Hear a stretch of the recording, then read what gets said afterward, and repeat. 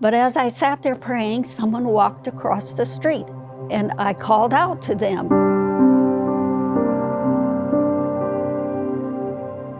It was perhaps about 6 years plus that I was caring for my granddog, a little Chihuahua, 14 years old, blind from cataracts, lost her hearing. She was staying with me while my son and daughter-in-law were out of town. She was pestering me about 9 o'clock in the evening, wanting to go outside and get ready for bed. So I took her out and carried her down the steps. I missed the last step and fell, breaking my hip. Of course, I dropped the dog, and that was my first concern, was where is the dog? I did manage to get up and sit on the steps, and there she was in the yard, just walking around.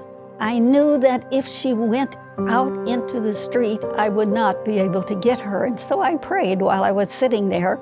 When she came back, she came right to me, put both paws, one on each knee, and then I scooted her up a step, and then with support of my arms, I lifted myself up the step. When we got to the top, she ran in the house and got in her bed, but I stayed on the step, again, praying.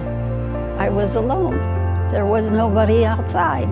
But as I sat there praying, someone walked across the street, and I called out to them. They turned and looked, and so I called again, and then they came over.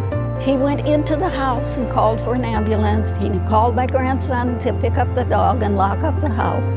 My grandson took care of things and then came to the ER and stayed with me until I was admitted into the hospital. And then he came back again the next day while I was in the recovery room. After the rehab, I was back home again, and one evening there came a knock on the door. It was the man who had come to my rescue. He was our night watchman, and he told me that he never walks that early in the evening. He always walks later during the night.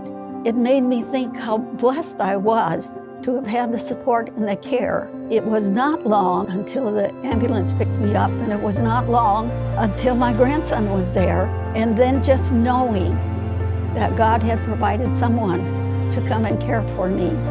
The steadfast love of the Lord never ceases. It never comes to an end. It is due every morning. Lamentations 3 and beginning with verse 22.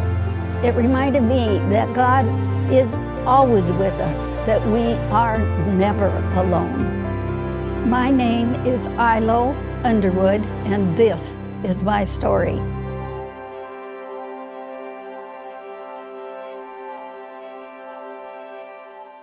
I'm Pastor Tara Van Cross, and we're so glad that you've tuned into our Azure Hills Church YouTube channel. Please like and subscribe, and click on the bell so that you'll be notified every time we share new videos. We are so glad that you're here.